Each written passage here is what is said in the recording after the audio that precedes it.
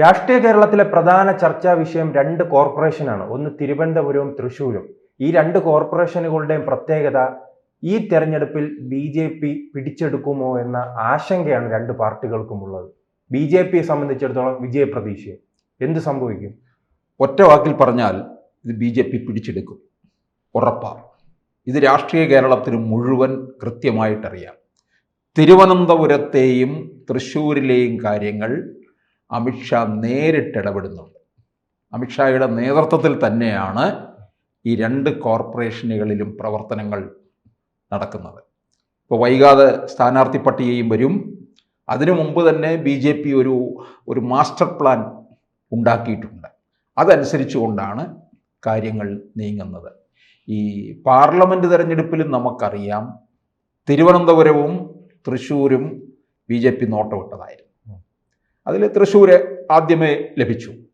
ഇനിയും തൃശ്ശൂരിൽ സുരേഷ് ഗോപി 76,000 വോട്ടിൻ്റെ ഭൂരിപക്ഷത്തിൽ വിജയിച്ചു എന്നുള്ളതിനെ ഒന്നുകൂടി ഊട്ടി ഉറപ്പിക്കുന്നതിന് വേണ്ടി, ശക്തിപ്പെടുത്തുന്നതിന് വേണ്ടി ആയിരിക്കും ഈ തദ്ദേശ തെരഞ്ഞെടുപ്പിൽ അവിടെ നിന്നുണ്ടാകാൻ പോകുന്ന ഫലം.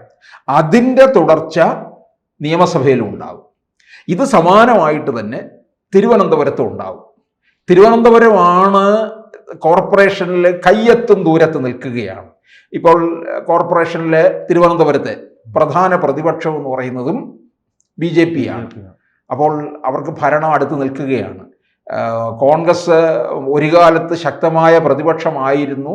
നിലവിൽ 10 സീറ്റ് കൊണ്ട് ഒതുങ്ങി നിൽക്കുകയാണ്.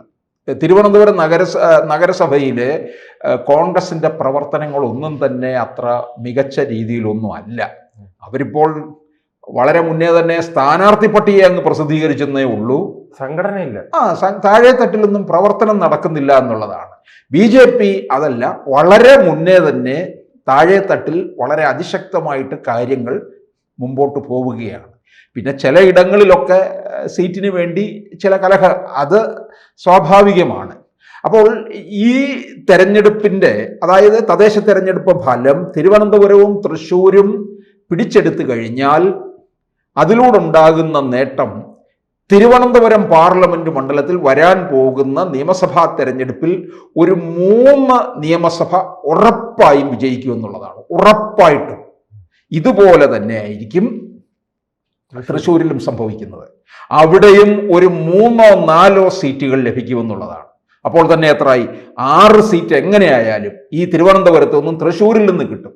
അതുപോലെ തന്നെ ആയിരിക്കും മറ്റു ചില മണ്ഡലങ്ങളുണ്ട്. അതായത് ആലപ്പുഴയിൽ ഇപ്പോൾ കായംകുളം എടുത്തു പറയുന്ന കാര്യമാണ്. കാസർഗോഡ് ജില്ലയിലെ മഞ്ചേശ്വരം, കൊല്ലം ജില്ലയിലെ ചാത്തന്നൂര്. അപ്പൊ അങ്ങനെ ഒറ്റപ്പെട്ട് ചില ഇടങ്ങൾ BJPക്ക് അനുകൂലമായിട്ട് നിൽക്കുന്നുണ്ട്. അപ്പോൾ എങ്ങനെ വന്നാലും BJPക്ക് ഒരു 10 സീറ്റ് 26-ൽ നിയമസഭയിൽ ഉണ്ടാക്കാൻ കഴിയും എന്നുള്ളത് ഉറപ്പാണ്. അത് ഈ തെരഞ്ഞെടുപ്പിനെ ആശ്രയിച്ചിരിക്കും എന്നുള്ളതാണ്. അപ്പോൾ തിരുവനന്തപുരത്തെ കാര്യത്തിലേക്ക് നമ്മൾ വന്നാൽ ഇവിടെ ഇപ്പോൾ ലോക്സഭാ തെരഞ്ഞെടുപ്പിൻ്റെ കണക്കനുസരിച്ച് നോക്കുമ്പോൾ ഏതാണ്ട് ഒരു 62-65 സീറ്റ് വാർഡുകളിൽ BJP മുന്നിലാണ് നിൽക്കുന്നത്. മൊത്തം ഇപ്പോൾ 101 വാർഡാകുകയാണ്. 2020 തെരഞ്ഞെടുപ്പിൽ ഇപ്പോൾ വരെ 100 വാർഡായിരുന്നു. അത് ഒരു വാർഡ് കൂടെ കൂടി. ഇത് മിക്കവാറും കോർപ്പറേഷനുകളിലൊക്കെ അങ്ങനെ ഉണ്ടായിട്ടുണ്ട്. അപ്പോൾ ഈ 62 ഇടങ്ങളിൽ ശക്തമായ തരത്തിലുള്ള മുന്നേറ്റം ഉണ്ടാകുന്നുണ്ട്. ഇത് നമുക്കറിയാം. ഇത് നേമം മണ്ഡലത്തിലെ ഏതാണ്ട് ഒട്ടുമിക്ക വാർഡുകളും BJPക്ക് അനുകൂലമാണ്, അവരെ കയ്യിലിരിക്കുകയുമാണ്. RSSന് വലിയ ശാഖകളുള്ള പ്രാമുഖ്യമുള്ള ഒരു നിയമസഭാ മണ്ഡലം കൂടിയാണ് നേമം എന്ന് പറയുന്നത്.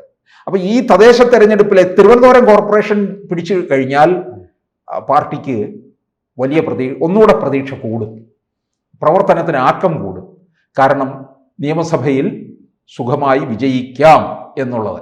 ഇപ്പം നേമത്ത് രാജീവ് ചന്ദ്രശേഖർ തന്നെയായിരിക്കും മത്സരിക്കുക എന്ന് പറയുന്നുണ്ട്. അതുപോലെ തന്നെ കഴക്കൂട്ടം, വട്ടിയൂർക്കാവ്, ഇത് 3 മണ്ഡലങ്ങളാണ് പ്രധാനം. തിരുവനന്തപുരം സെൻട്രലിൽ വന്നിട്ട് അല്പം ശക്തമായിട്ട് മാറുമെന്നുള്ളതാണ്. തിരുവനന്തപുരം ജില്ല നോക്കുമ്പോൾ കുറെ കൂടി നമുക്ക് പറയാനുണ്ട്. കാട്ടാക്കടയൊക്കെ വരുന്നുണ്ട്. അത് വേറൊരു തരത്തിലേക്ക് പോകും. നെടുമങ്ങാടും ഒക്കെ തന്നെ 2ാം സ്ഥാനത്ത് നിൽക്കുന്ന നിയമസഭാ മണ്ഡലമാണ്.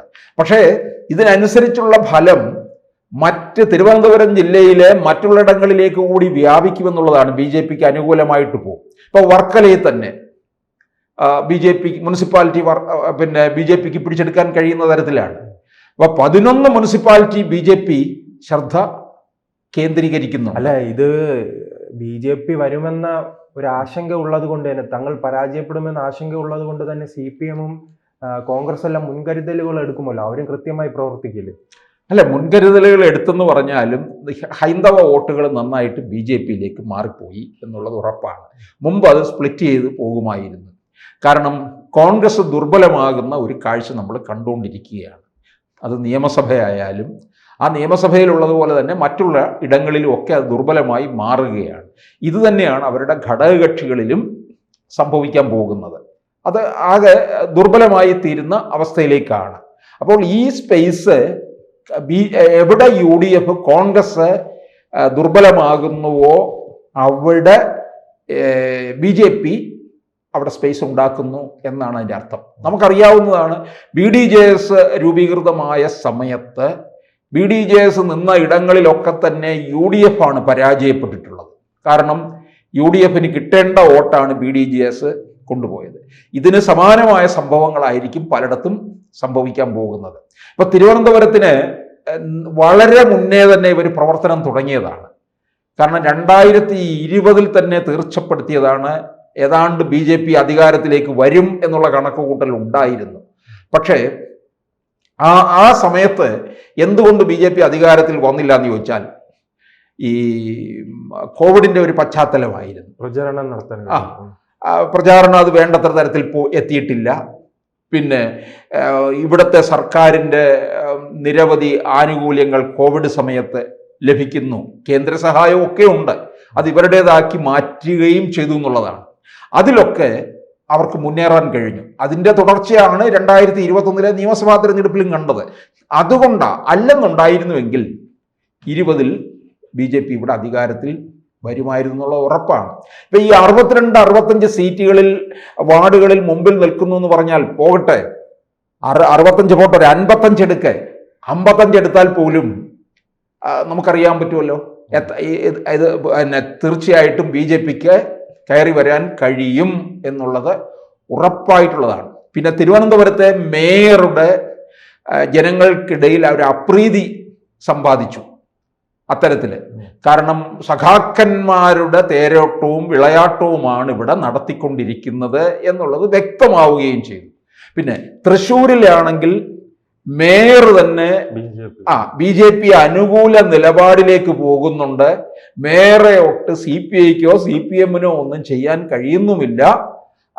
സുരേഷ് ഗോപിയെയും അതുപോലെ തന്നെ സുരേഷ് ഗോപി തൃശ്ശൂർ നഗരസഭയ്ക്ക് വേണ്ടിയിട്ട് പ്രത്യേകിച്ച് ഈ ശക്തൻ മാർക്കറ്റ്, അത് വലിയ വിപുലീകരണം, വലിയൊരു മാർക്കറ്റാണത്. അതിനുവേണ്ടി പ്രത്യേകമായിട്ടുള്ള ഒരു പാക്കേജ് കാര്യങ്ങൾ കൊണ്ടുവരുന്നു. അതുപോലെ തന്നെ റെയിൽവേ സ്റ്റേഷൻ, തൃശ്ശൂർ നഗരസഭയ്ക്ക് അകത്ത് തന്നെയുള്ള ആ തേക്കിൻകാട് മൈതാനവും ഒക്കെ ആയിട്ട് ഒരു പ്രത്യേക പാക്കേജ് കാര്യങ്ങളൊക്കെ കൊണ്ടുവരുന്നു. ഇത് കോർപ്പറേഷന് നേട്ടമുള്ളതാണ്.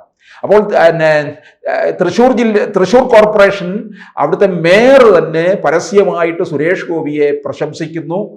കിട്ടുന്ന ആനുകൂല്യങ്ങളെ പറ്റി അദ്ദേഹം വ്യക്തമായിട്ട് പറയുന്നു. ഇതെല്ലാം BJPക്ക് അനുകൂലമായ സാഹചര്യമാണ് ഉണ്ടാക്കുന്നത്. അപ്പോൾ ഈ 2 കോർപ്പറേഷനുകൾ പിടിക്കുമ്പോൾ തരുന്ന വേറൊരു പ്രധാനപ്പെട്ട സന്ദേശം എന്ന് പറയുന്നത് 26 നിയമസഭാ തെരഞ്ഞെടുപ്പിൽ ഈ 2 തൃശ്ശൂരും തിരുവനന്തപുരം പാർലമെന്റ് മണ്ഡലങ്ങളിൽ നിന്ന് ഒരു 6 സീറ്റ് നിയമസഭയിലേക്കും എത്തുകയും ചെയ്യും എന്നുള്ളൊരു വലിയ സന്ദേശമാണ് കിട്ടുന്നത്. കൂടുതൽ വാർത്തകളും വിശേഷങ്ങളും നിങ്ങളിലേക്ക് എത്താൻ ABC മലയാളം സബ്സ്ക്രൈബ് ചെയ്യുക, ബെൽ ബട്ടണും അമർത്തുക.